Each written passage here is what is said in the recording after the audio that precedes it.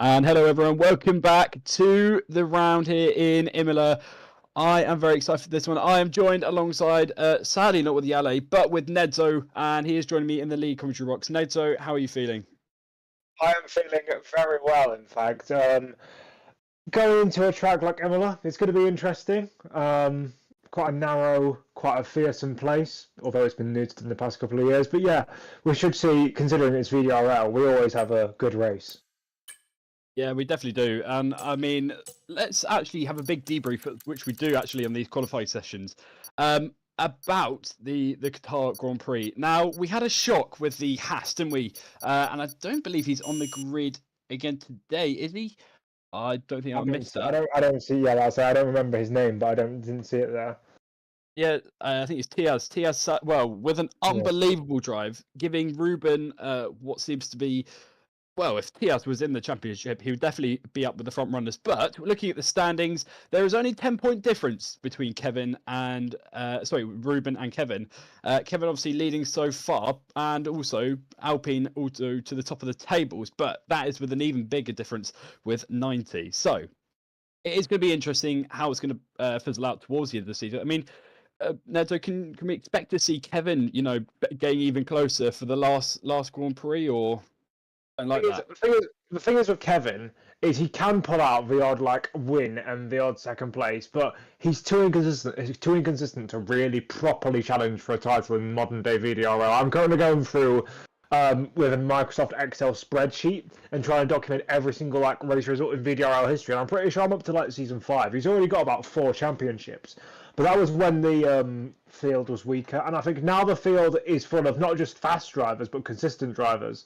He's lost that edge, and that's why he makes the mistakes that he does now, because he's challenged a far lot more.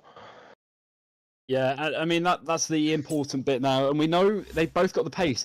But let's also talk about Kevin's performance. Now, the man who got a puncher actually on the last lap of the Grand Prix, he'd just been sent, didn't he? He had a terrible fight, and he was actually fighting with both Bradley and also. So actually no, Tiaz is back on the grid in the Williams there in 11th. So he's in the Williams this round, not the Haas. So hopefully we can see him back up again. But as I was saying about Kevin, yeah, Kevin has just had the bad luck, hasn't he, all year? Yeah, I wouldn't call it bad luck as much as just bad performances. Obviously, there will have some. That one puncture is one of them, but I haven't really remembered any particular bad luck moments for Kevin. Yeah, I mean, it's bad luck, and it's also a mixture, isn't it? But I mean, he's had the opportunity. Well, not really opportunities. He's just had he's affected quite a bit. Obviously, naming from the beginning of the season 8 here, and he's eager. He wants to get that pole position. He wants to keep that streak up, but lost it in Canada. So he's we haven't got many rounds left. We're over halfway of the season. So that's what's kind of making it the last kind of push towards the line. But it's going to be interesting to see what he's going to do. But remember, with Tiaz, with the win in Qatar, absolutely dominating the pack and staying up with the front runners, hopefully we can expect the exact same as qualifying has just gone underway. Sorry, with 16 minutes to go. So if you haven't, guys, if you haven't watched the last race in Qatar, please hop on and watch. And I believe the thing has gone down. There we go. Yep. Yeah, please go and watch the stream. Not the stream, sorry. Please watch the highlight, even, of the Qatar Grand Prix, because that was something else. Because honestly, it was a great Grand Prix. I was expecting it maybe not to be the best, because they're quite the tight street circuits and really the big action-packed one. But Qatar brought us plenty of action, didn't it?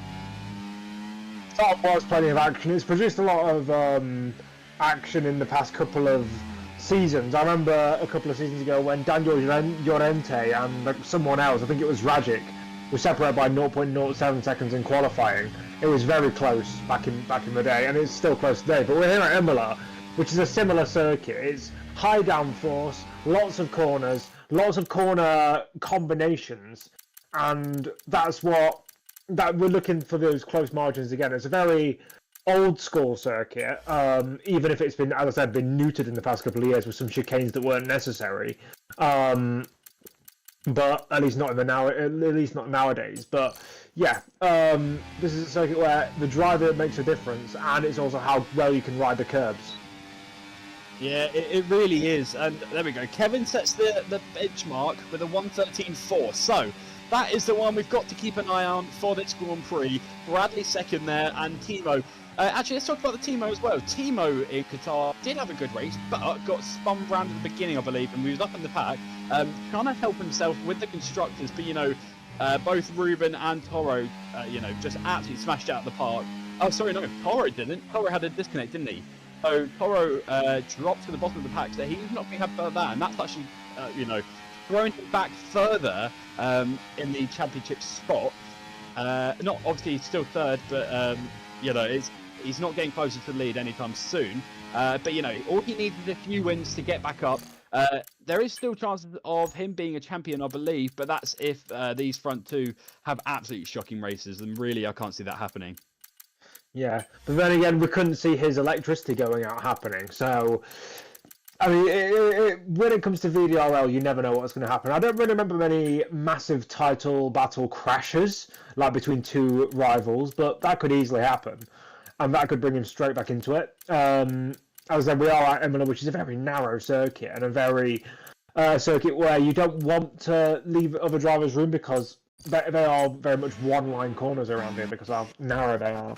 But yeah, that's just how it is sometimes. And I mean, this track for me is not suitable for modern Formula One, but I suppose in league racing the action is obviously a bit easier to come by, and the overtaking is a bit easier to do. Yeah, 100%. And obviously the first two chicanes, they're going to be the tightest, and that's where we're going to expect to see quite a bit of controversy actually into those chicanes, and hopefully plenty of action for all of our viewers here to watch. But we've got the Mercedes, Dario. Dario is a new member on the grid, I believe. Wasn't in the Mercedes last time because they both had an absolute shocker. One that actually took out Kevin, I think it was, on a flying lap, which actually resulted in him dropping down to 5th from it. He still had a fast lap, but everyone managed just to beat him. But obviously he dropped back even further. Toro and Ruben still not set a lap time. Ruben is on an out lap and he's just repairing his tyres. Literally just trying to get that perfect temperature in. I was in a session with them yesterday, just to watch them and just see how they work. And they were both absolutely pushing the car to the limits. They were even testing in wet conditions. Now, can we expect to see that, do you think, Ned? I mean, that's on behalf of all the drivers knowing. But if it were to race, do you think the Alpines could absolutely snatch it? Well, the thing is, with rain in Imola, I mean, it's in prime Italy, like, where you like to go on holiday. The only wet race I can remember there is 2021, when we had that famous battle with Hamilton and Verstappen. But I can't remember any other wet Imola races. So, wet weather practice for me is quite bizarre because there's hardly any historic preference. So obviously, a poor precedence to that. Obviously, as a competitor, you want to practice in all possible situations. But I'll be surprised if we get some sort of rain. Actually, there may have been rain in 22 as well. And obviously, we had flooding here, which stopped the entire race in 23. So maybe modern weather climates has made it a more wet circuit. But I don't see us getting any rain. Historically, Imola has always been a dry race, and that's why it's produced pretty mid racing. Yeah, that's another bit we can really talk about is the tyres, the strategies that are going to be in place. Now, as one of our big commentators, now up into League One, taking over Yale today, with strategies, what can we really expect? Will it be a two-stop or will it be a one-stop? Well, Imola is a difficult one because it is not necessarily high deg in terms of an abrasive surface or a like you have at Bahrain, for example. It's just a lot of corners and it's a very short lap, so there's not much breathing room. You don't get much time to cool the tyres down. So I think that the soft tyres will be pretty much out of it because they will just wear out within a few laps. Medium, I think it'll be medium hard will be the definite, unless you can do a soft, medium soft. But then again, because of how narrow the circuit is and how hard it is to overtake, you are going to get stuck in traffic. So a two-stop would be less ideal for that. I think a one-stop is definitely the way to go. It is, I'd say, hard medium would be the way to go, or medium hard. That's what I'd say for strategy-wise. Yeah, I mean, hopefully we can see that. Apologies about the systems on here at the moment. I think we're just going through a bit of lagging at the moment, but we'll get through it in a minute. Anyway, yeah, it is good, and all these drivers are skilled enough to give us perfect action. for the Grand Prix, and that's what I'm really excited to see. And off the grid start, who can get the fastest line? But we can expect lots of overtaking actually on the DRS straight, and we are very fond of the DRS train, which we have seen at possibly every single Grand Prix we have had in the VDRL history. That is for sure. The DRS train really starts in after lap 1, maybe lap 2, and it creates a bit more tension for all the other drivers, just trying to get up. But Piaz, there we go, the man we saw in Qatar has now brought himself at the 1:13.3. So that is a time to beat. Kevin knows that he should try and beat him, but Ruben is also in the pit lane. So both Toro and Ruben haven't gone out. Now that's very interesting why they haven't gone out, but for some reason they haven't. And they will put in a lap time soon, obviously. But Kevin just took purple sector 1 there, and heading into sector 2. So it's going to be interesting whether he can continue that all the way through. Sally's stream's paused, but we'll get back on it any moment now. There we go. And he looks at the front right, but not too badly. Here he comes now up to the top, ending sector 2 now into the chicane. He is up, but it's not purple. It's only improved for him. So he's still not quicker than Tiaz in the second sector, and that's when we know Tiaz is going to improve on his lap times. And maybe Tiaz we know that might not have been his perfect lap time, but it sure was good enough to put himself onto provisional pole position 1:13.3. Both the Alpines in the pit lane watching closely to watch the lines and where the grip is and where the grip isn't. Across the line he comes now. He goes fastest 1:13.3. There we go. Now Kevin puts himself into provisional pole position. So Nedzo, Tiaz, he is a hell of a quick driver. He's got the qualifying pace, but did he really show his race pace, do you think, in Qatar? Well, Qatar's quite an anomaly because essentially all you have to do is keep in the guy's DRS in the first, second, and third sector, and just blast past him on the next straight.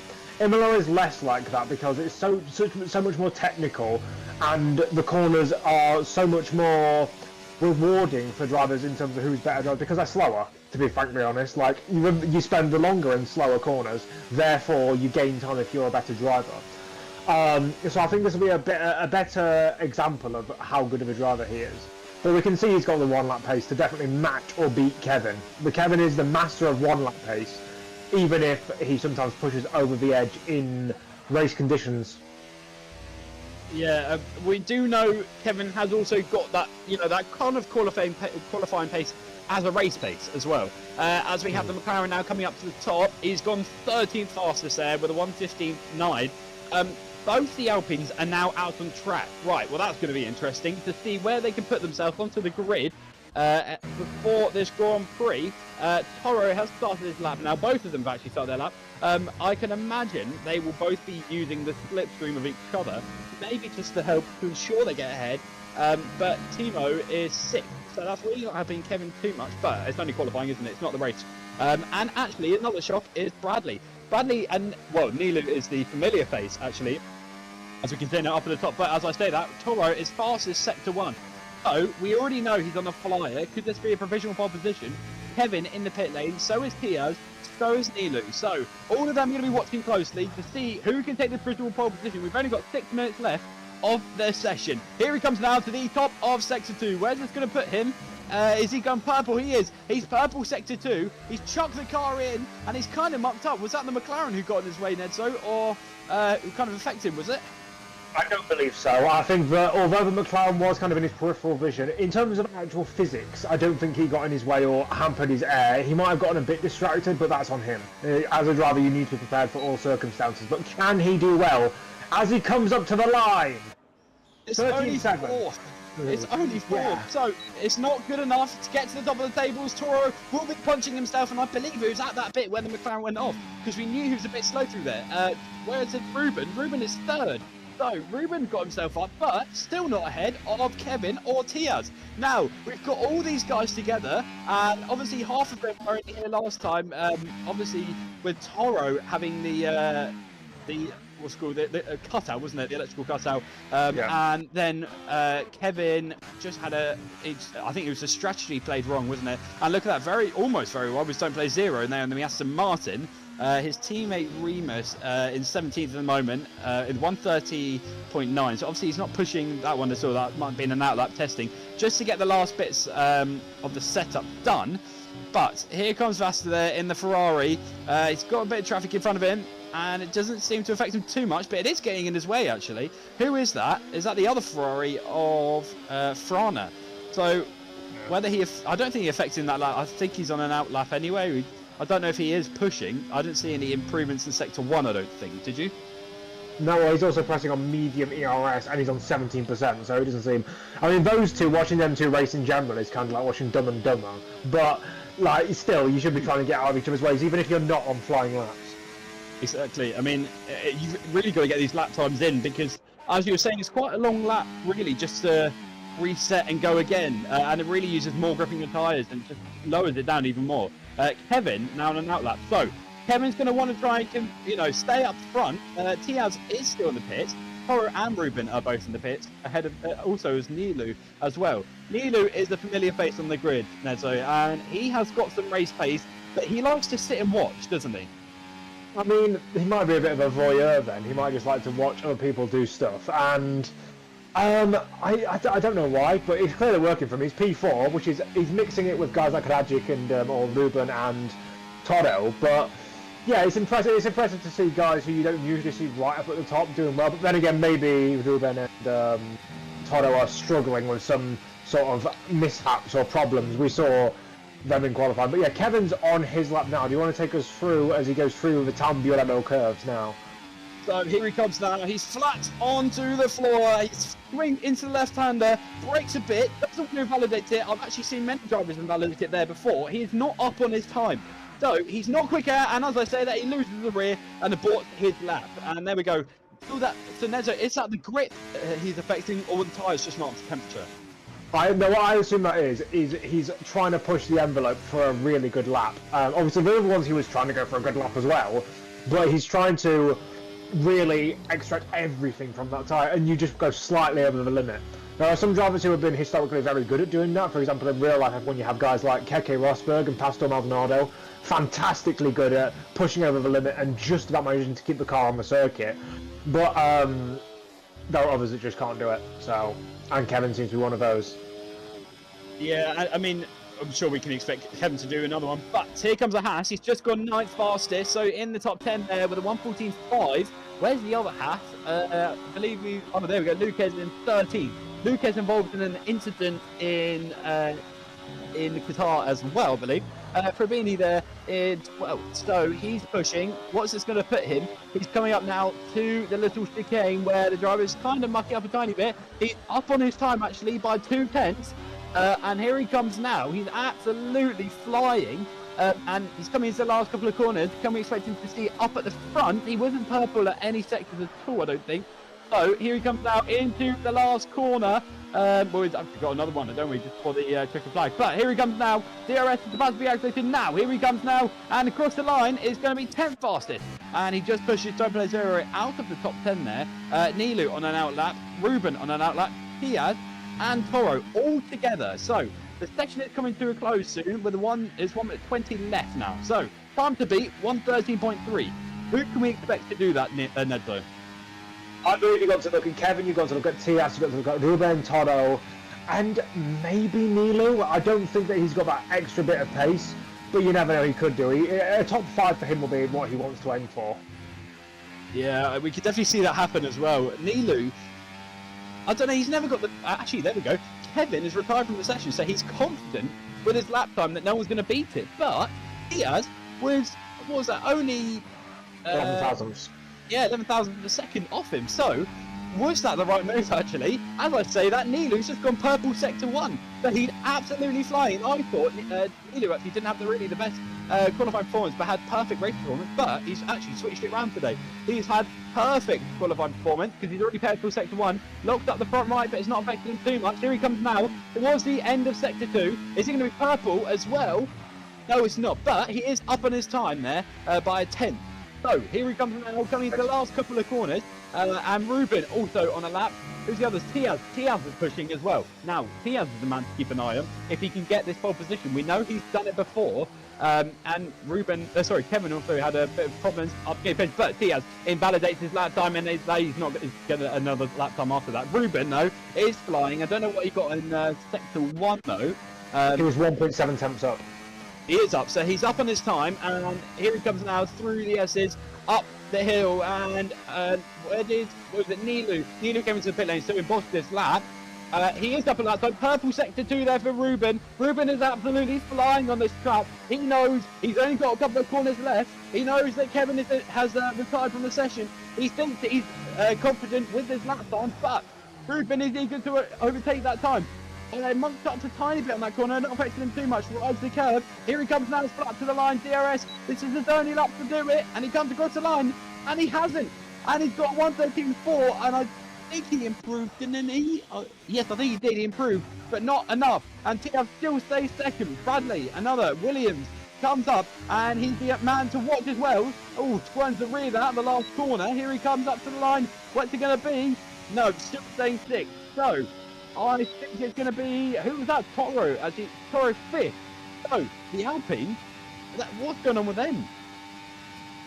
Well, I saw what happened to Ruben. You mentioned it on his lap. He locked up going into Ravazza 1, which completely, he went too deep, and that probably cost him about half a tenth. Without that, he would have got pole.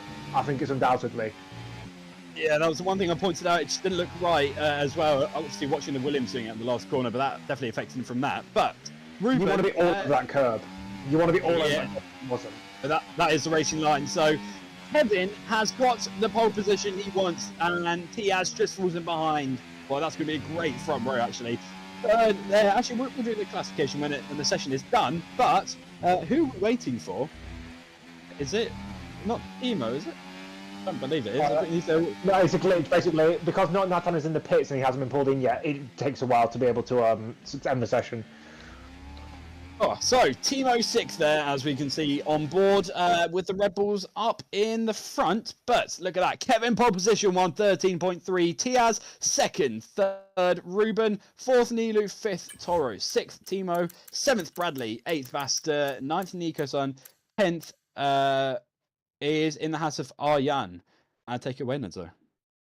Froby 11th, followed by Don't Play Zero, Luzcek, Werner, Not Natan, Dookie Monster, Dario Darkos, Franover, and Remus. 17 seconds off the pace. I hope that's not his representative pace. I think I didn't see him come out, actually. And if he did, I was only out for a brief time. So, well, hopefully we can see him up in the race. But Aston Martin will be affected by that one, actually. But we are counting down to lights out, and all the cars are on the grid. It's cloudy, Nedzo. That's interesting. That is interesting. I don't think it's going to necessarily mean it's going to be rain, but it's going to throw a spanner in the works. I mean, the tyres are colder, which means they will wear slightly less, and it means that people can probably push a little bit harder, get a little bit more tyre scrub, and still go fast. Yeah, that's the other bit. But, you know, it will be a bit colder than if it was in the sun. Shock. But, you know, it's going to be interesting now. We are moments away from the... I mean, actually, Nedzo, I haven't asked, what are your predictions? I think we're going to get a Tias win, followed by Kevin, followed by Ruben. I'm going to definitely put Tias on the podium. I think he's going to be second. I think it's going to be first Kevin, second Tias, third Toro. I want Toro to be up there. And I've had my shocker in Doha, didn't I, with Tias up at the front. As we count down the time now, and we are moments away from the grid start. It's 1 light, 2 lights, 3 lights, 4 lights, 5 lights. It's lights out. It's going to be go. Great start from Kevin. He holds off Tiaz, but Tiaz is under pressure there from the Alpine. Old Ruben. Ruben is looking for the move, and he's done it ahead of Tiaz. Tiaz not got the side he wants, and look at that Ruben down the inside of both. It's Concarnage back first, and Toro moves himself up third. Nilu fourth. Tiaz drops all the way down to fifth. That's not the start he wants at all. But Kevin leads the Grand Prix in turn 5 and 6, and that was not a very good start at all from Diaz, and he's going to have to try and make his way back up the pack. Further back, we have got the Sauber there fighting, and he just stayed ahead. I believe that was Farini and Ariane there. But Ariane stays ninth, and up at the front, keeping an eye on Kevin. Kevin is under pressure from Ruben and Toro. Toro got the start he wants, but Ruben is all over the back of him, and both the Alpines are going to work together. Yeah, that was a problem for TS there. In NASCAR, they have a term called being clotheslined, where you essentially get hung out to dry on the outside of a circuit, and that's exactly what happened to TS there. Got pushed over the curbs and had nowhere to go. Unfortunate for him there, but if he can stay in this DRS train, anything can still happen for him, because we have, look, everyone down to 18th place is still within a second of each other, so if he can just keep within these guys, heading on to the second lap, he should be fine. I think Ruben might be shaping up for a move on Kevin here coming into turn 1.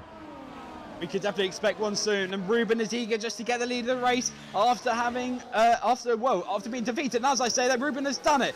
Toro still hasn't done it though, and the group there goes all the way down to P5, I believe, maybe P6, P7, and is further back fighting with Tiaz and Nilu. Tiaz slots ahead, and Tiaz is now slowly moving up the order on lap 2. But Tiaz is all over the back of Toro this time. Toro doesn't actually know Tiaz's pace because Toro never got to race him. But here he is now on lap 2 in Imola, and he's all over the back of him now. And there's a bit of a gap actually from Kevin to Toro, but I'm sure Toro will close that any minute out. But Ruben is under lots of pressure from Kevin. Kevin is not going to leave him alone. He's like a rash, isn't he? Yeah, one thing I've also not realised, that we haven't realised before, is that Tias is on hard tyres. He's done the alternate strategy. So he doesn't actually need to get past all these guys. He can just sit in their slipstream, taking all their good tyres, all their performance, and just sit in the DRS and gain all that time back. Well, the interesting bit is the fact he actually got past a medium tyre runner, so we know he's got the pace as well. Kevin, here we go. The DRS train starts once again, ladies and gentlemen, on Imola straight, the start-finish straight. Here he comes now. Kevin will slot and take first position, but will it be enough for Toro to take it? I don't think so. And Kevin down the inside and overtakes Kevin for the lead on lap 3. And here he comes now, and that's literally just got him the perfect lead. But there's a bit of a gap now, actually, from Toro to Tiaz, as Toro obviously did get the slipstream a tiny bit from his teammate. But obviously his teammate did not get the DRS. And the side-by-side action into turns 5 and 6. Here comes Rubini down the inside, ahead of the Haas, and he's just done it. Slots ahead with a great move in the Aston Martin. Remus, who was right at the back of the grid, has now brought himself up into 12th position. 3-second time penalty for Dookie Monster there. And it looks like the Alpine of, sorry, not the Alpine, the RB of not Nathan is hung out to dry and was overtaken there by Don't Play Through. So both Aston Martins are having a great race as well. But Ruben is slowly dropping back from that gap actually between him and Kevin. So could that be the time pressure, or is that him just not trying to overdo it? I'm not exactly sure, but one other driver we haven't mentioned is Timo. What's happened to him? Oh, that is actually something. Timo is... Oh, he's lost. So that could either be in an instant in lap 1 that we completely missed, and it probably full well it could be. But look at that gap actually from him to the guy in front. He's done a pit stop. He has. Wow, yeah, he has. He's gone onto the hard compound tyres for some reason. But here he comes now. Ruben has taken the lead once again, and Toro and Tiaz and Toro both fighting into turn 1. Toro on the outside line, and Tiaz just got sent. But look at that, Tiaz had a little snap at the rear, and that's put Nilo all over the back of him. But Tiaz just saved it. Tiaz was left on the outside line. That's really not the line you want to be on for that first turn at all. But who's that? That's Bradley all over the back of Nilo. This time the Ferrari of Master joining in the fight as well. Just watching for this fight to happen. Actually, further back of Nico was fighting actually with Fabini and Ariane there. But Bradley is still just waiting behind Nilu. He knows his teammate is going to want to try and push up, and he's going to want to do the exact same. They're both there to help each other. But look at that, Bradley's got a better exit off the line just to catch up to Nilu. Is it going to be enough this time? I don't think it will be, but he's not far off him, is he? He's not far off, and that incident between Tias and Toro emphasises just how bad Imola is in modern racing, because it's so narrow that to be able to get past around the outside of turn 1, you essentially have to just forget what brakes are and get alongside and just use your car as a battering ram to force the other driver out off the racing line. And that's not really how we should be racing. But if I was Tias, I'd either be trying to go to the inside for the next try, or I'd just try and get so far alongside that Toro can't just turn in on me like he did there, because that's what he did. Toro just turned across him like he wasn't there. And here we go, we see it again this time. Toro on the inside and Tiaz on the outside. He hits him this time, but Tiaz still stays there. Tiaz is looking on the outside line. He's going to turn 5 on the outside. It's not going to be good enough, or is it? Because Toro's still trying to stay ahead, but Tiaz slots into 3rd position. Toro drops further back. Nilu looking all over the back of him this time, but Tiaz was brave enough to do that move. And look at that, he's already looking. Sorry, no, that wasn't Tiaz. That was Toro looking back onto to Tiaz. And it still wasn't enough, but that was a hell of a move from Tiaz, wasn't it? Yes, he needs to. What he needs to do now is make sure he stays in that DRS with that leading pack, because look, it's 9 tenths. He needs to stay within that gap, otherwise he will be swallowed up by the pack behind. And I know he's on those weaker tyres, but he needs to push and use all of the ERS he has just to stay in there. And Don't Play Zero is out, and so is not Nathan. They've had a crash and it's a safety car. And the safety car's been rewarded. Look at that, that's 2. That is Don't Play Zero and not Nathan with that big crash there. And that's now caused a safety car. Now, this is the time for the drivers to cool their tyres. And we can also have a bit of a breather, can't we, Nedzo, from that. That was some great racing action on the opening lap. But that's not going to help Ruben, is it? Because Ruben, actually, all of them dive into pit lane. So, Nedzo, what can we expect them to go on to now? The hard compact tyres? That's a strange decision, especially Tias is also in. So I'm guessing that the drivers are going to be doing a medium soft, and maybe Tias is doing a medium. He can do the medium soft if he wants to as well. But it's strange how people are now changing to a 2-stop only 4 or 5 laps into the race. So this indicates either they have weather coming, or it indicates that we have some other thing we don't know about. What I might do is I might go and see if anyone's in a VC that I can talk to, because that's a very odd strategy decision. Yeah, go and do that whilst I keep the viewers entertained. But it's the favourite time of everybody on the streams.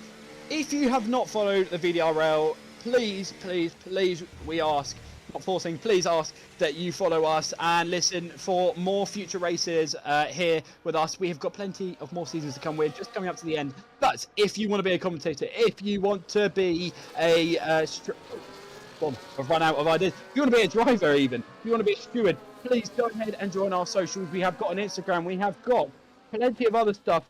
And yeah, please go ahead and join at VD Racing League. It would mean the world to us. Thank you all so much. Back to the racing action. Now, Dario hasn't pitted.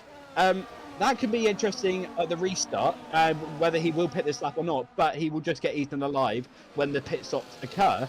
But it will hold off. Actually, no, Dario and Dookie Monka there actually haven't done it either. So practically Ruben leads, but not really, because Dario is there. But Nedzo has gone down to other to go and speak to other strategists. Nedzo, far away.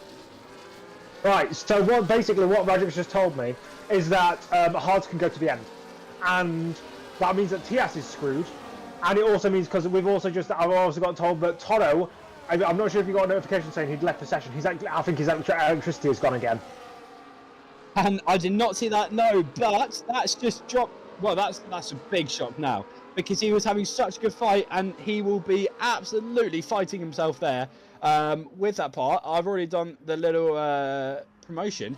Whereabouts, he hasn't actually put it on there yet, but I was talking about the Dario and Dookie. They both haven't pitted, so that could kind of bring a bit of a shocker, actually, to when the restart happens.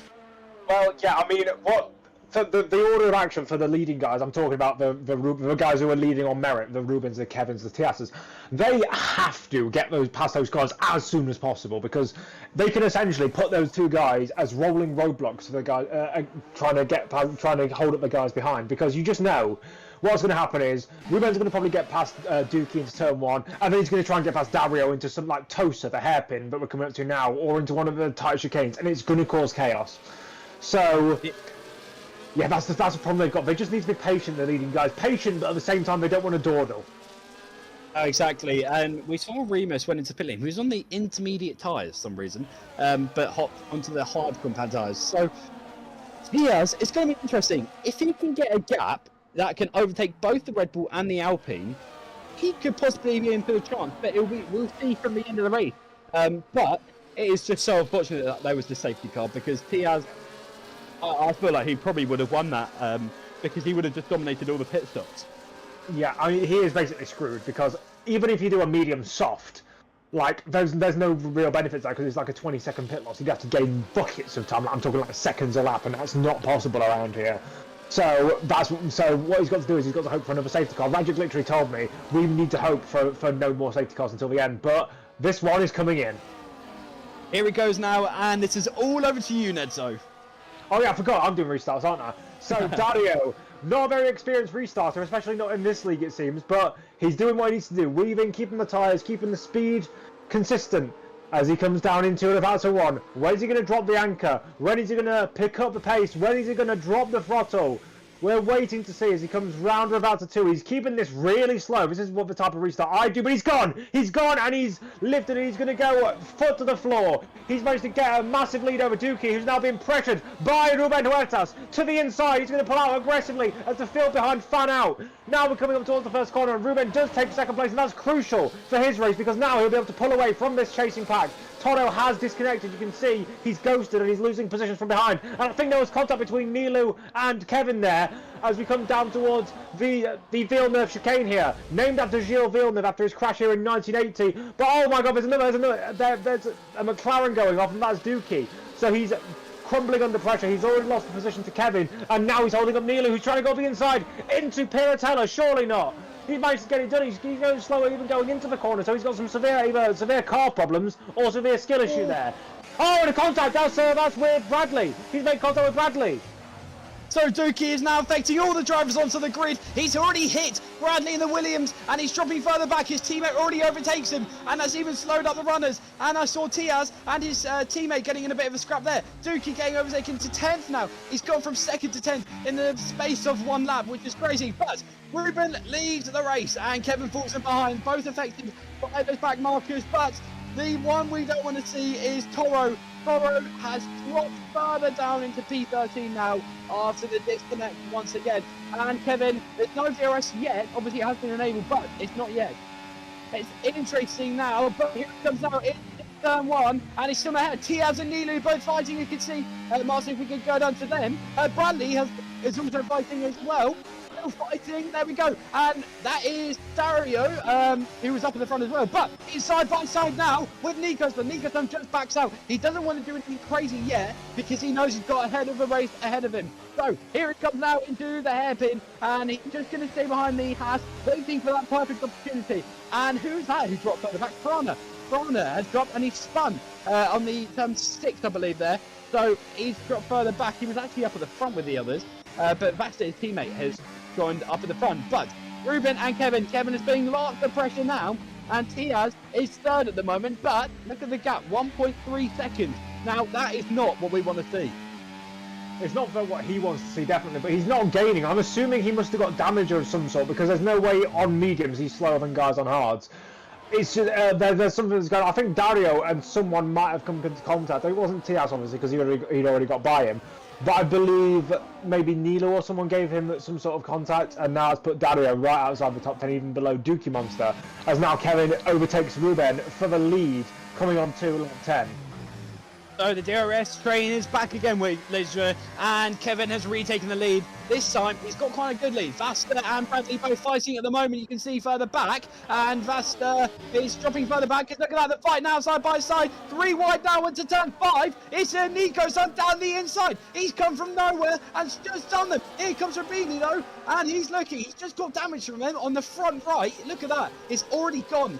So that's going to affect him a lot, and that was only just a gentle tap just to tell him he was there, but with that tap it's affected him. And further back then with Remus and Dookie. Remus I think just overtook him there, and I just think Dookie was under too much pressure from all the other guys. That's kind of what happened, but it did affect, wasn't it, with that crash?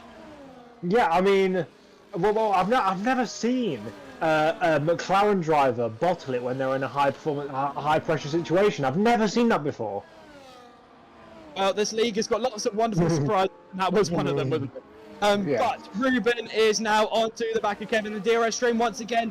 Tiaz doesn't look like he's catching because these two are both using the DRS opportunities. Kevin, 1:15.8, the fastest lap so far. And there we go, Kevin. No, sorry, not Kevin. Ruben down the outside, and he has done it into turn 1. Not even into turn 1, just before turn 1. And completed into the lead. Nikos and Bradley are both fighting. Bradley is dropping slowly further back. And actually, that was a bit of a gap before when I last saw in turn 1 between that pack and Bradley. So Bradley's obviously had some problems, which has affected Nikos to get him. And also the Ferrari there of Vasta having a bit of problems as well. But Bradley's now watching Nikos forcing him into an error. Frana, 10 seconds time penalty speeding in the pit lane. That is not good at all for him. What tyre has he gone on to, actually? Frana has retired as well. So he's done the right thing. Well, not done the right thing. Done the right thing for the grid, but not for himself on the championship. But here comes Kevin. He's catching Ruben slowly. But, you know, it's the DRS, isn't it? Yeah, this is why DRS is useless at tracks like this, because it makes it so that they just overtake way before the first corner and not like into it or trying to fight side by side. It's just a bit stupid, to be frankly honest. This is why DRS should have never been a thing that was ever made permanent, and they should have gone for alternate solutions like energy deployment. Yeah, that's the downside, and Frana's left out of aggression, it seems like. Caution sector 1, and that was the Ferrari. And he's just obviously stopped from the but that's not effective for a safety car. And Ruben stayed actually in the lead. So Kevin didn't have enough to get him. But there we go. There's the 3 together as well. Look at that. And Probedi and Remus. Remus, actually, the man who went from the back, covering the inside line into turn 5, and he's just stayed ahead, thankfully, ahead of him. But that's the fight up in front with Nico-san and Arion there, locking up, as you can see, a huge trail of smoke there. And it looks like Nico-san is still the lead of that, but Kevin is slowly catching him. I think it might be Sector 1 he's catching him, because Ruben obviously did get enough for the DRS bit and stayed ahead of him. Yeah.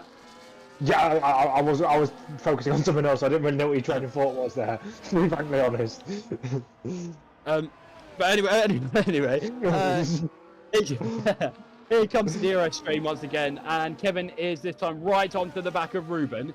Here he comes now, DRS train now, and he will most definitely do him. If he doesn't, that'll be very interesting why he hasn't done it. But looking around the outside this time, and he's done it. Diaz is slowly dropping back, isn't he? He's now 2 seconds. Yeah, he must have damage of some sort. Toro has rejoined, so that's good for him, although he's 8 seconds off the back of the pack at Imola, so he may as well jump off a bridge, to be frankly honest. But, yeah, Tias has got some sort of damage. There's no way that he can be that fast as he was on hards compared to everyone else on mediums, and then when the tyres are switched around, he's slower. That just doesn't make any sense. No, it doesn't make sense at all. You know, he already knows what he's done. Look at that, Toro's already done it. Oh, shoot, that's a pit lane.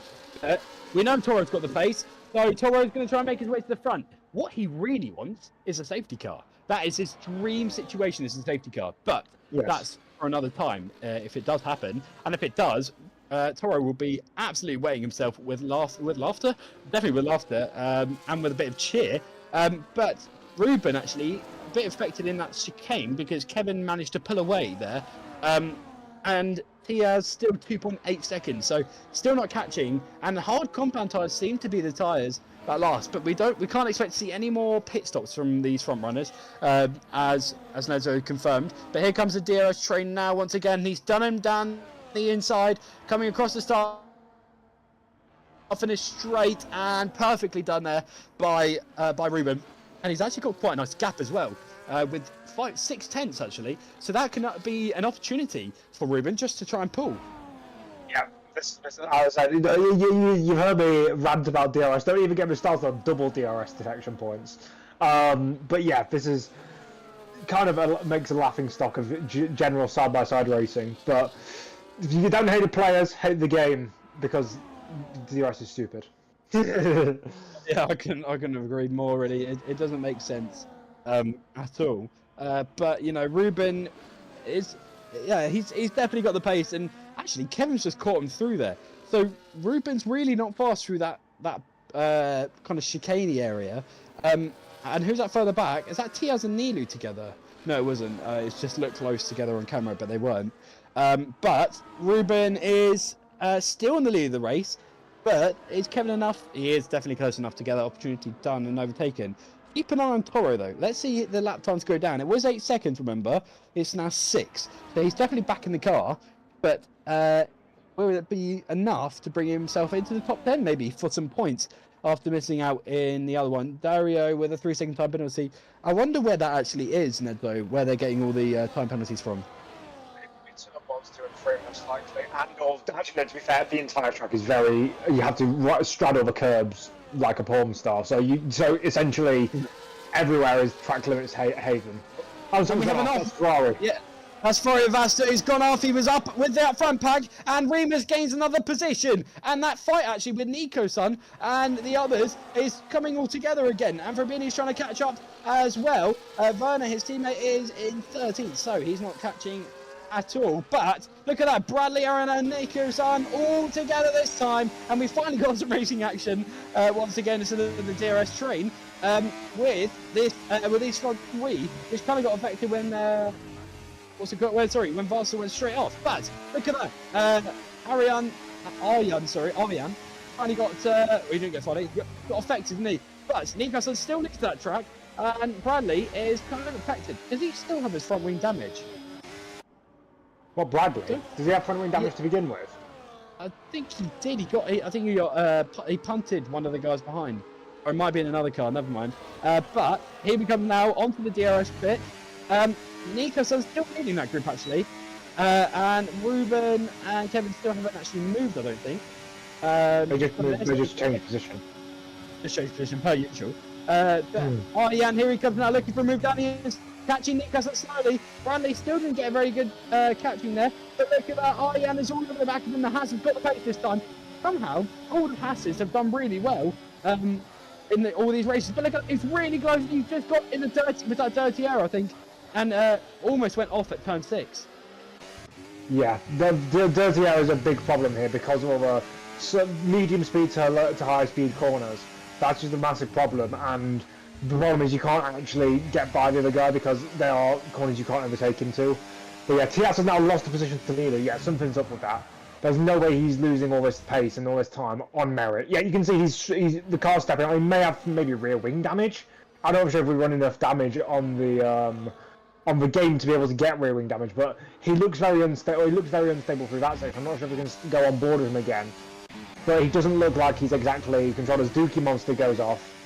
But yeah, we'll see how we'll maybe run on board with TS for a little bit just to see how he's controlling that car. Because if he's understeering a lot, he's damage. If he's understeering, he's got front wing damage. If he's oversteering, he's got rear wing damage. So he does a move now into turn 1. Tiaz retakes are in P3 there, fighting with Nidu. And Nidu, we've seen these two fight together in Qatar, but Aryan just on board with just got through second time penalty. I actually had a go myself, and the track, obviously learning the track limits on this, they are strict as hell.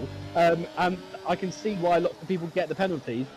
Nico still stays ahead, but look at that. From P5 onwards, everybody has got a time penalty, even Toro.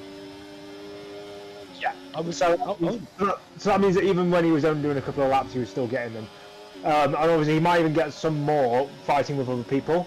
But yeah, it's just a track where, because obviously the track limits are always the white lines in the F1 game, and when you've got ribbed curbs and bumpy surfaces on the edge of the track, it can make it so that I go a little bit wide and I actually on overall, but it counts it as a warning. So people will probably get a lot of people trying to, as Toro gets another penalty, you probably get a lot of people complaining and trying to get penalties removed because they didn't actually lose time. I've had to do that a lot. Yeah, it's just a bit, it's just weird. But here he comes now. Look at that, Tiaz and Nilu once again fighting, but also Aryan and Nico-san. Aryan just got past him this time, and Aryan takes the lead of that group. But I don't think it's much of a group anymore, is it? Or is Remus on that fight as well? But they are all still together, Bradley and Remus. Vassar Hadley, after going off, hasn't caught up at all. Toro though, P14 so far. Trying to catch Werner, he's only 2.7 seconds off. So let's keep an eye on him actually. As you can see on the mini-map actually, he's trying to catch him. But Nico-san is also trying to stay up high in the points. But with Aryan, I don't remember seeing him actually in these races before. So, well, it's interesting to see where he can finish. But he is P5 at the moment and he's under a lot of pressure already. But Kevin and Ruben, the front runners, aren't actually being affected too much, except the DRS train, Nedo's favourite DRS train, back again. And is it enough for Kevin to get the move down the inside? It will be, won't it? Because it's the same, because it's actually such a long DRS straight. I mean, thank God we don't go to Mexico. I mean, God, can you imagine that? Oh, you don't want to get... I had an entire rant about the double DRS... No, because that's also a double DRS detection point. I had an entire rant about that during last season. You don't want to say... It's one of the most iconic commentary rants in VDRL history. You might want to go back and watch that. I can see why, yeah, I probably will go find that, but look at that, that is no, sorry, that's not Remus, that's Bradley, all over the back of the Aryan. He's eager to get past this time, trying to force him into an error, but Remus is back, and he's watching this, a four-way battle there, 4P5. We've never seen this, haven't we? It's usually the front runners, isn't it? But it's P5 this time, P7 now, with Bradley on down the inside. Is he going to make the move this time? And yes, he is. Slots in the inside, almost looks a bit deep, but that is enough for him to stay ahead. Bradley now catching Nico-san. Nico-san has got an even longer lead, but look at that. That is Aryan punting him from the rear, and he's not happy at all with that. Remus is joining in this fight. He's going to look for a move down the inside after that punt, but he's only going to back out. He's going to wait for that DRS because he knows he doesn't want to do anything silly.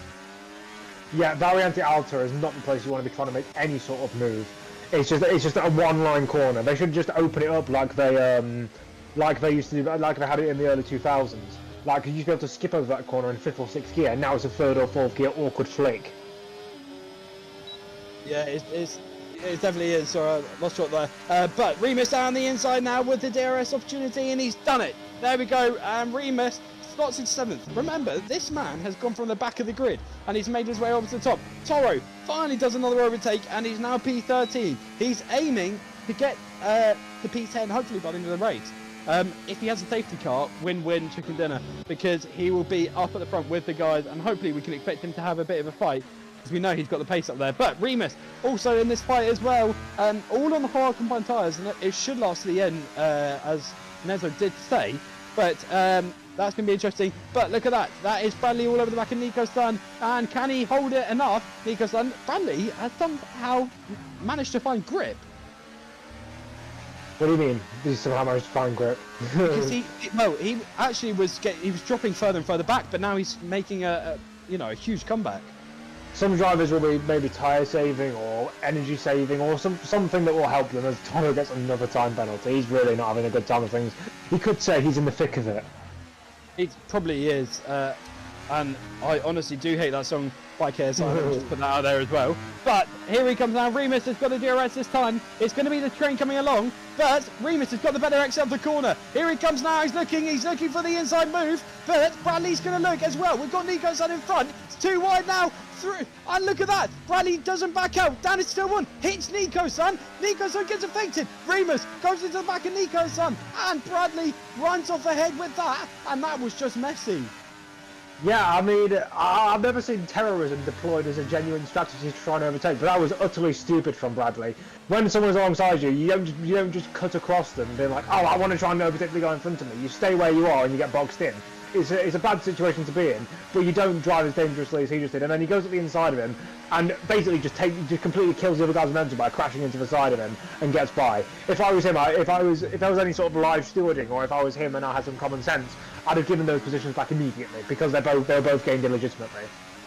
Yeah, and we know Nico-san will not be happy at all actually with that. But Nico-san is all over the back of him this time. He will just absolutely slot past him in that DRS, won't he? Which will gain him back up into 5th position. But both Williams running strong, P4 and P5. That may change in literally within a few corners time. But look at that. Nico-san is so much quicker. He's all over the back of him, and he doesn't even need DRS, and already slots past him. Nice and easily by Nico-san. Very well done, very well managed. But Remus, who's that is pitted? Piaz has pitted down the inside. Remus, and we'll get back to that in a minute. Remus slots up ahead of Bradley, so Bradley drops further back even more. So Nedzo, Tiaz, what's going on? Well, obviously he was never going to get to the end of those medium tyres, so he just decided to go medium to the end. As we've just seen, as Bradley lost all those positions because he couldn't keep up with the pace in the other two sectors. But at the end, it's interesting to see what Tiaz can do. Whether he had damage, so if he can gain all the time he had back then, it'll explain why he was so slow in that stint. But I'm surprised that he didn't try and hang it out for softs, or maybe softs are just terrible on this game. But now, Ruben, if he tries to go for a move here, he's stupid. He hasn't, he's backed out there. But look how much ERS he's got. I'm not sure how much Kevin's got, but he's definitely saving that ERS. They're both actually at the same level, so yeah. It didn't make much of a difference. But look at that, once again, the DRS overtakes again, and Ruben take the lead of the race once again on lap 23, and they've been doing that for 23. They've done that 23 times, haven't they? Probably. Slightly. I don't know, it was not on the safety car, but maybe on all the other laps. Well, minus the safety car. But Nikos slots ahead. But look at Remus now catching up slowly. He's going to move down the inside. Remus from the back of the grid now, 4th. And jumps up ahead with a great move there. But Nikos is all over the back of him. He's not liking that at all. Bradley's going to try and join as well. Arjan is... Where is he actually? He's further back. He's fighting with Vasta there. Both with 5-second penalties. He's better, all of these guys have got 5-second penalties. And minus Tiaz. But Tiaz, we'll see how he does. Pause. I believe that might just be a little problem, but we'll get that sorted any minute. I bet he's trying to get the YouTube stream back up again, so he's having to do the entire thing. Yeah. No worries. But Kevin and Ruben, same duo, and Kevin takes ahead. But it'll get interesting towards the end. Look at that, Dookie disqualified. But as I was saying, it'll get interesting towards the end between those two. Who will stay out ahead of who? That's the question, isn't it? Yeah, well, it'll just be a case of chicken, like who wants to be the leading guy going into the last. They've got an 8-second gap, so we might even see some games with that. We might see them literally holding prime Hamilton Verstappen at Jeddah. Obviously, we don't want to see people crashing into each other or claiming brake checks or claiming whatever. But yeah, it'll be interesting to see how they act with each other. Because look at Tias, by the way. When the screen froze, he was 4.1 seconds behind the guy in front. It's now 2.6, 2.5 even coming into this corner. He's on an absolute fly, and we know Tiaz has got the pace. He qualified 2nd on the grid, and he's now eager to get back up to the top. Don't think he will get up to the top 3, but I'm sure he can definitely be in the points. As Arjan is slowly dropping back off, getting overtaken by Timo there. But locked up there for being, I think it was, probably there. But he's all over the back of him actually. So is Timo. Timo is not actually that high up with only 2 points, I believe, he can get for 9th. So not helping himself much. He is getting points actually still for Red Bull, but not enough like Alpine actually. Well, as I say, that Alpine is further down because of Toro in 12th. Toro did overtake Lucas finally, but it was after a while, I think. But Remus overtakes Lucas on these two. I've been fighting the whole time, I believe, and Timo's looking on for me there, but he's not going to do it, I don't think, and stays behind. Timo, there we go, 3 seconds time penalty, and it's just riding that right-hand curve, isn't it? Yeah, I mean, it happens. It's because you go 1 millimetre over and it books you. So you just have to be careful. I mean, on a game like this, you can't be careful because of how haphazard the steering is. But he's nearly gone playing around the outside of him there. He's got some confidence on him, even if he doesn't have the pure pace. No, he definitely does have confidence, and we can definitely see it happening in a minute. Not in a minute, in a couple of laps, I mean. But it's interesting now with the front runners, Ruben and Kevin. How are they going to play that out? As Nessa was saying, oh, playing chicken, but as I say that, Timo has a really big squirm at the rears. And actually allows Tiaz to go through. Tiaz just sitting in behind, and he's already up to the back of Framini there. And here he comes now. He's just going to wait for that DRS. He's not going to overtake. He's just going to wait for that DRS. Yeah, you could probably do that. I mean, he could have probably tried to send a lunge up the inside of that corner because obviously DRS detection always before the corner. But yeah, all he needs to do is get by, and then look, the gaps are really small. He could still get a top 5 finish here if he properly canes it here. I do wonder what his medium tyres are on, because we know he's pushed them like hell. But we can definitely see it's a lot quicker. Oh my god, and he squirms already. You can see how hard he's pushing. He has got a penalty, sadly. The only penalty-free men are Nilu, Ruben and Kevin. The front 3 runners, both penalty-free. But, you know, we've still got 4 laps left to the Grand Prix, so could expect to see something else. But keep an eye on Toro. Toro's caught up to Arjan, I believe. Oh, he's not. He's still 3 seconds off him, actually. So that's quite a bit of a gap. We thought Toro was going to follow through, but it's obviously not working at all for him. The medium compound tyres, for example, Piaz, it's definitely working. I wonder, would he get his teammate? Who? Tias, yeah, probably. Most likely. Especially on penalties, definitely. I think it will be, and I think Tiaz will bring himself quite high up the order, obviously, with these penalties.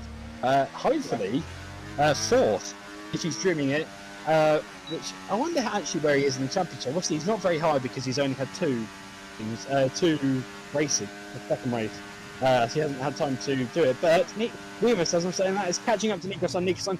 kind of defends but slots back onto the racing line and still stays ahead. Nico Sonic just getting a perfect enough lead, which is what he wants. And it's absolutely perfect. Remus still just something hard. I mean, congratulations to Remus, because where was he? He was 19th, wasn't he? Qualified 19th. Remus, yeah, he was right at the back. Right at the back, and he's now 5th. And I don't know how many penalties he's got. Yeah, 14 positions is something else as well. Yeah. And Toro was dropping down 7, but he has only lost 6, which is really not bad at all, considering how far back he was. And really, he's just catching ever so close. He's already 0.4 on the back of Vasta. I mean, yeah, that is incredible. Yeah, there's definitely. I think part of it will be the tyre deficit, because everyone else has done 20 to 25 lap odd hards, and he's on like 7 lap odd mediums. But to still manage to get by them is still impressive, because this is a track where you can't really get by. And now Vasta, I mean, Vasta's got DRS, but it's Vasta. He's not going to threaten him, because he's probably going to make a mistake out this final corner and lose the momentum, unless he can properly. Oh, he's using overtake. Really, is he going to try and get by him? I don't think that really is going to work for him. We can focus now onto the front runners, because we are 2 laps away now from the checkered flag. Now it's all eyes. Who's going to play chicken? Ruben, has got a 6/10 lead. That really can help him, can't it? Yeah, I mean, I'm not sure if you can blast by the DRS going on to the final 2 laps of this race in a second, but it'll be about mind games.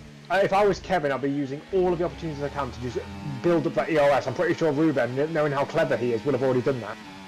I'm not sure what his percentage is exactly on at this point, but it'll at least be in the 80s as we come on towards the final 2 laps. If I was obviously Kevin, you don't want to be going for a move into turn 1 here. You want to be sitting behind and waiting.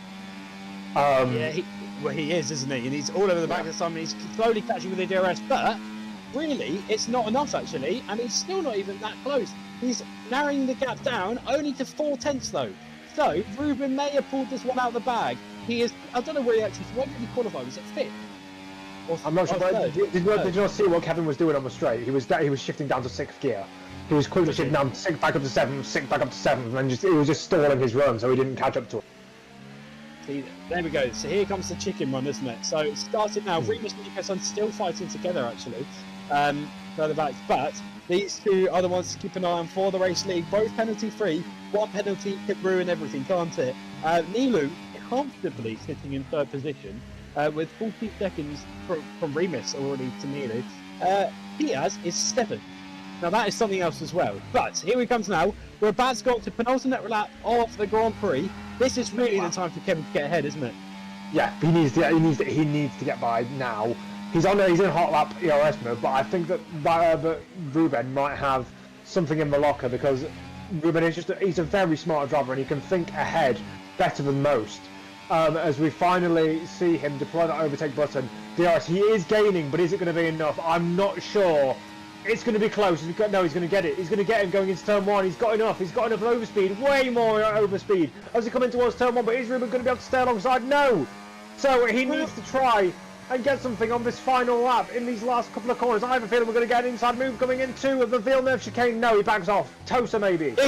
Here comes Ruben, he's all over the back of Kevin, he's wanting the win for this, goes down the inside to the hairpin, locks up the front right Kevin, and here comes Ruben side by side now, coming out of turn 7, he's squirming the rears, it's side by side still, the front runners are finally together now, and they're still side by side. Ruben's got the inside line, forces Kevin far out, but look at that, Kevin is now taking the lead still, and he's just lost it ahead. Ruben's not liking this at all. He's going to stay all over the back. He's gone for a switchback, and they've crashed. Oh my God!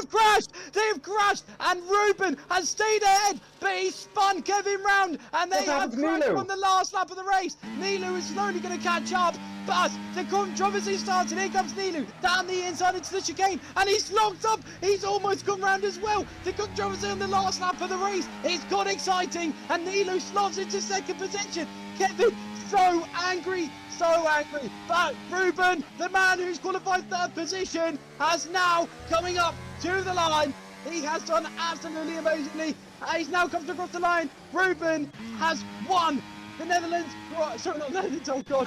Where did that come from? Imola Grand Prix. I don't know where that came from. But Diaz and Nico's son. Diaz, the man who's going to try and step ahead. Diaz down the inside of Nico's son, and he's done it from all the way from P14 to P4. That is impressive. And Nico's son just slowly drops back to P7 after that.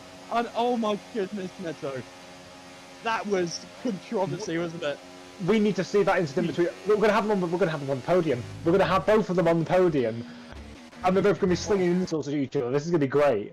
Oh, I can't wait for these. You need to get those questions that are just going to rile them up and get them out. That will be the biggest gold in an interview we've ever had, because we haven't had two title battle drivers crash into each other from memory. I don't remember any crashes between VDRL title rivals. I can't think of it either. But, ladies and gentlemen, the action you wanted on the last lap, coming up to the last corner, wasn't it? And Nilu, let's talk about Nilu, who's absolutely smashed it. He's just gone further up.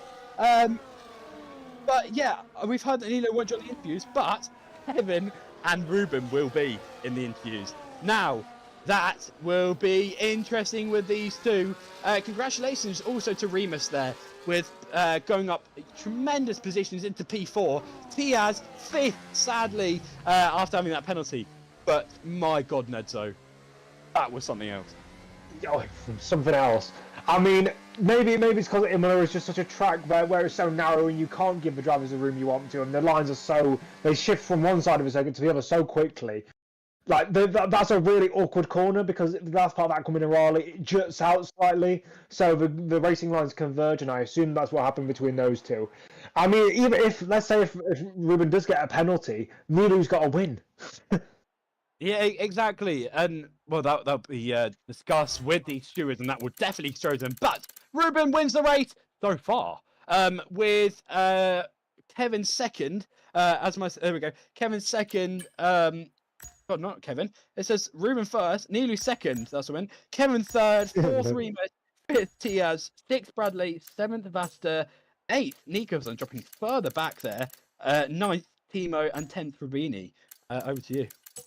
I would like to, but I can't really see what he's doing at the moment with his currently. It's Ariane in 11th, then Luzchek, and then I think Werner. Then Tono. Which is not good at all. 15th, I'll help you if you want, Dario. 16th, Frana. 17th, Doppler Zero. 18th, Not Nathan.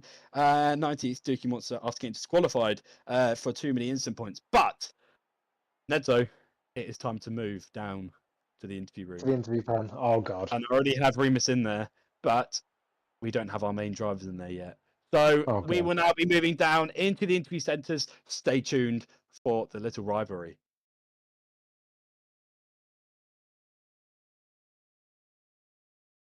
So, ladies and gentlemen, that was a hell of a race, and we are going to start with Kevin. Kevin, I'm just going to start on that last lap. Actually, no. The first question I'll ask is, can you just talk us through your race today?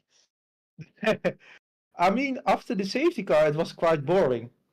But I was confused at the start, because I thought I had a really, really great start, but Tias was on the hard, so that made my life a bit easier at the start. Yeah, and then after that, it was only me and Rajic 1v1.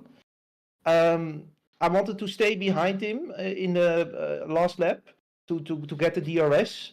But I don't know, I think in sector 3 or sector 2, we went side by side, and I think I lost it with the traction, I think. And I'm sure you know what the next question is going to be. Last lap drama. I mean, do you think it was really fair, or was it just a racing incident, do you think? I have to look. I'll have to look, because I don't know what happened exactly. Obviously, it's affected you. Well, Nilu actually taking second position. Yeah. But I'm sure it'll be heading over to the stewards. But Nedzo, do you have any questions? I don't believe so. It was very clever of Kevin there to not put any blame until he's seen it. That's a very good idea. Yeah, I think we can move on to the other party in that little, let's say, coming together. Ruben, can you talk us? Well, congratulations first on the win, but can you talk us through on that incident? Obviously, I've asked Kevin, but if we can try and keep it PG friendly as well. Fight. Yeah, I mean, up to the last lap, we were side by side, normal side by side. I think I kept it clean, but then there came Aqua Minerale, it's called. I Yes. tried to do I tried to change my line, and then I don't know what happened. I don't know if I kissed Kevin first and then he spun, or if he spun and then I hit him. It's a bit confusing. We have to watch it, and the stewards, of course, will look at it. And I cannot give you a certain answer, but from my point of view, from all I remember from there, I think Kevin spun a bit, and then I finished him spinning. But this is a thing that we have to see it a lot. And the controversy has already started. Us. Guys, I just seen the replay, and I'm sorry to say, but Radik, you touched me. No. Yeah, I lost it, and then you touched me. Oh, you lost it, and then you. Okay. I will get it to the stewards. Yeah. We've already had the first report come through, and it's the important one now. Nedzo, any question? Let me see if I can think of one. Hold on, give us a sec. What are the championship standings looking like after that? That's a very good point, because it was Ruben leading to begin with.